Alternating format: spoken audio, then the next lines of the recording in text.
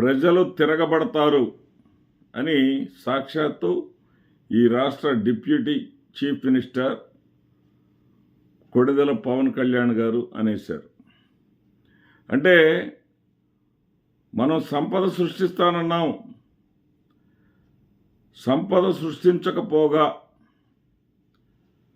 వైఎస్ఆర్సీపీ ఇచ్చినటువంటి సంక్షేమ పథకాలని అటకెక్కించి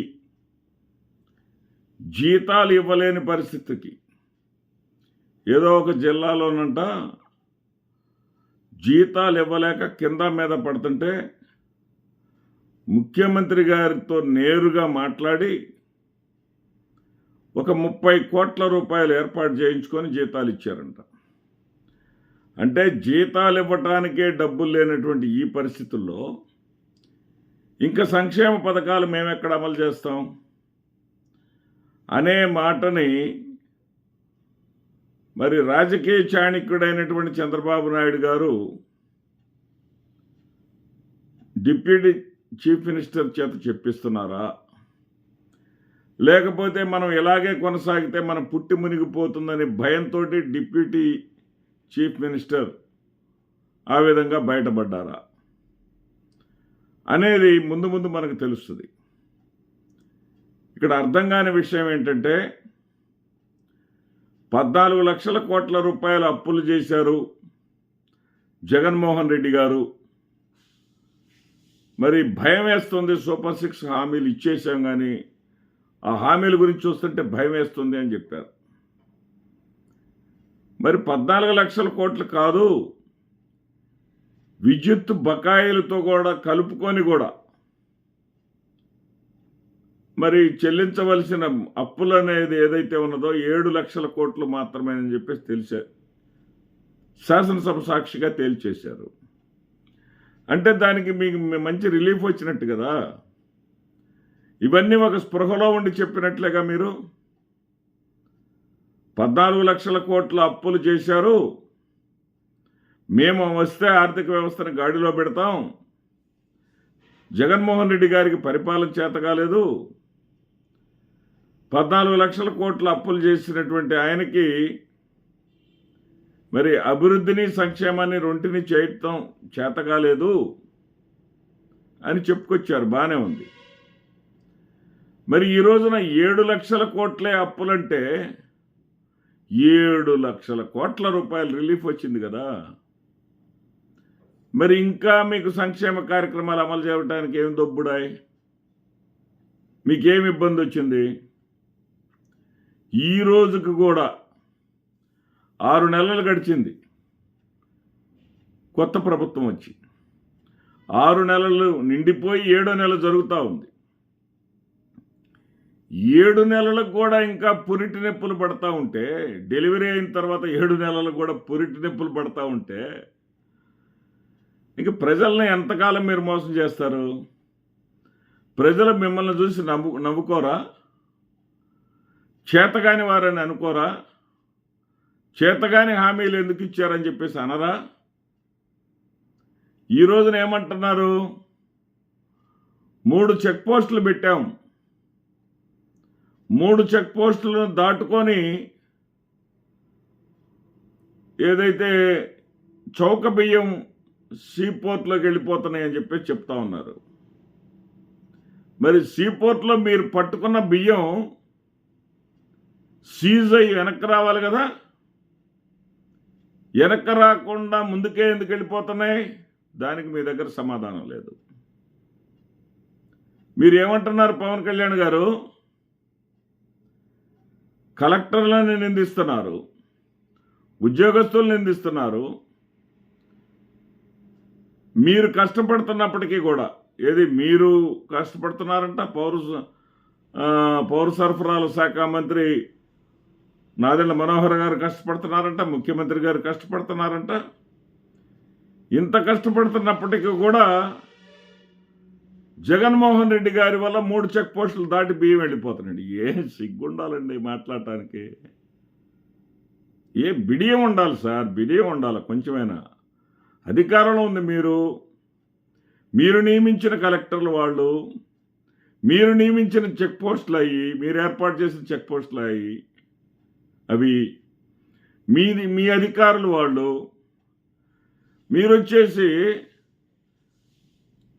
దీనికంతా జగన్మోహన్ రెడ్డి గారే బాధ్యుడు అంటే జగన్మోహన్ రెడ్డి గారు ఏమైనా అధికారంలో ఉన్నారా? అధికారంలో ఉంది మీరండి పవన్ కళ్యాణ్ గారు. మీరు అధికారంలో ఉండి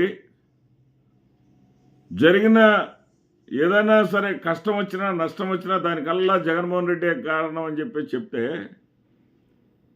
ఎన్నాళ్ళు ప్రజల చెవుల్లో పూలు పెడతారు సార్ మీరు? ఎన్నాళ్ళని ప్రజల్ని ఈ విధంగా మోసం చేస్తారు? మీరే అంటా ఉన్నారు, ఇప్పటికే మనం 75,000 కోట్ల రూపాయలు అప్పులు చేశాం.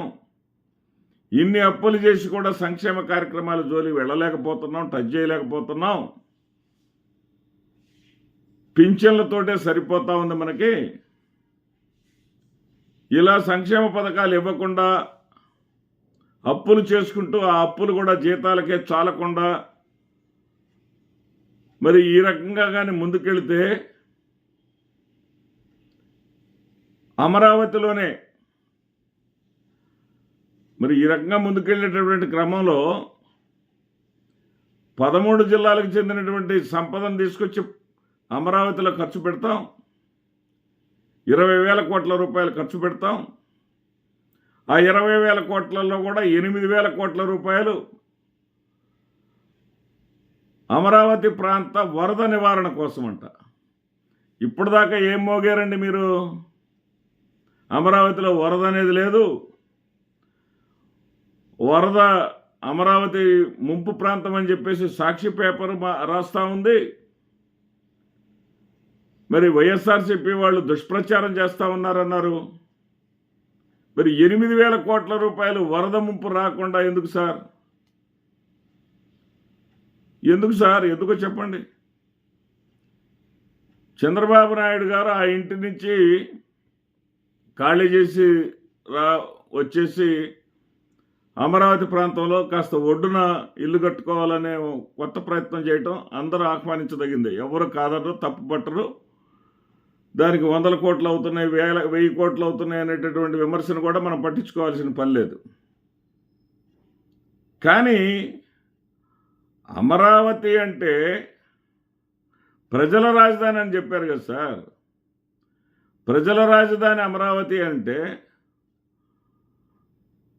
ప్రజలందరూ భాగస్వామ్యం అంటే ప్రజలు నిర్మించటం వరకేనా? ప్రజలకు అనుభవించేటటువంటి హక్కు లేదా? ప్రజలకి అక్కడ ఏమాత్రం అవకాశాలు ఉండవా? ప్రజలు చెమటోడ్చి వాళ్ళ రక్తాన్ని, వాళ్ళ చెమటని, వాళ్ళ స్వేదాన్ని, వాళ్ళ డబ్బుని అక్కడ మీ బాగోగుల కోసం, మీకోసం మాత్రం వాళ్ళు ఖర్చు చేయాలా? ఏం మాట్లాడుతున్నారు సార్? ఎటుపోతుంది సార్? ఇప్పుడు మీ పరిపాలన ఎటుపోతా ఉంది.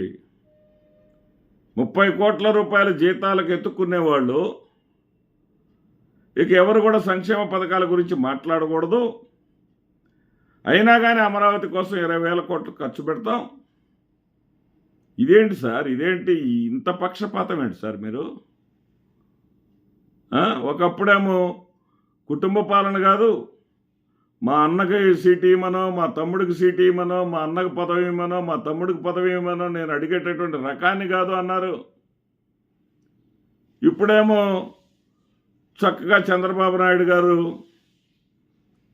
బెదిరించారో అదిరిచ్చారో మరి చంద్రబాబు నాయుడు గారు కూడా రేపు తన కొడుక్కి మీరు అడ్డు రాకుండా ఉంటారనుకున్నారో మీ అన్నగారికి ఒక పదవి. అసలు అన్నగారికి పదవి ఎవరన్నా ఇచ్చుకుంటారా సార్? మంత్రివర్గంలో మీరుంటే సరిపోదా? జగన్మోహన్ రెడ్డి గారు వాళ్ళ సిస్టర్ని దగ్గరకు రానియింది మంత్రి పదవి వాళ్ళ చెల్లెలకో వాళ్ళ అమ్మకో ఇవ్వనందుకు మీరు ఎంత నానాయాగి చేశారు. ఇవ్వనందుకు దాన్ని ఇంకొక రకంగా తిప్పారు. ఇప్పుడు ఇవ్వటాన్ని ప్రజాస్వామ్యం అంటారా మీరు?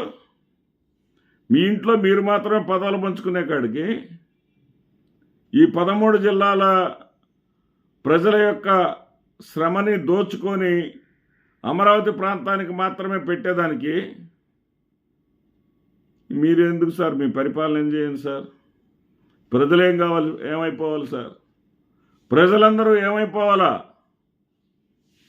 అంటే ఈ ప్రజల గురించి పట్టించుకోరు. మీరు బాగుంటే చాలు, మీ కుటుంబాలు బాగుంటే చాలు, మీ స్వప్న అయినటువంటి అమరావతి బాగుంటుంది. మేము అమరావతి వాసులమే, కానీ అందరూ బాగుండాలి, అందులో మనం ఉండాలనుకునే రకాలం మేము. మీలాగా మీరు మాత్రం బాగుంటే చాలు అనుకునే వాళ్ళం కాదండి. ఇదే రకంగా మీరు సంపద సృష్టి లేకుండా కళ్ళబొల్లి కబుర్లతోటి అన్నిటికీ జగన్మోహన్ రెడ్డి గారే కారణం, పథకాలు ఇవ్వలేకపోవడానికి జగన్మోహన్ రెడ్డి గారే కారణం, అభివృద్ధి చేయలేకపోవడానికి జగన్మోహన్ రెడ్డి గారే కారణం అని మీరు చెప్తే నమ్మటానికి ప్రజల అమాయకులు కాదండి. జగన్మోహన్ రెడ్డి గారు ఓడిపోయింది ఆయన పథకాలు ఇచ్చినా కానీ జగన్మోహన్ రెడ్డి గారు ఓడిపోయారు. మరి మనం ఇవ్వకపోయినా మనల్ని ఏం చేస్తారని చెప్పేసి మీరు అనుకుంటే, జగన్మోహన్ రెడ్డి గారు పథకాలు ఇచ్చినందువల్ల మాత్రమే కాదు ఆయన ఓడిపోయింది. మీరు అంతకు మించి ఎక్కువ పథకాలు ఇస్తామన్నారు. జగన్మోహన్ రెడ్డి గారు అభివృద్ధి విషయంలో బడులను బాగు చేశారు, ఆసుపత్రులను బాగు చేశారు, రైతు భరోసా కేంద్రాలు నిర్మించారు, హెల్త్ క్లినిక్స్ నిర్మించారు. ఇవన్నీ కూడా ప్రజలందరికీ సంబంధించినవి. ఆ విధంగా కాకుండా మీకు వ్యక్తిగతంగా ఒక్కొక్క మహిళకి ప్రతి నెల 1500 రూపాయలు వేస్తాం. 19 ఏళ్ల నుంచి 59 ఏళ్ళు ఉన్నటువంటి మహిళలకు ప్రతి ఒక్కరికి కూడా అమ్మఒడి ఇస్తాము, ప్రతి ఒక్కరికి రైతు భరోసా ఇస్తాము. ఏదో డబ్బంతా దోచిపెడతాము, నీకు 15,000, నీకు 15,000, మీకు 18,000 అని చెప్పేసి మాటలు నమ్మి మీకు ఓట్లేశారు. మరి అవి మీరు ఇవ్వరు అని అంటే ఇక మీ సినిమాని మీరు ఊహించుకోండి సార్. నమస్తే.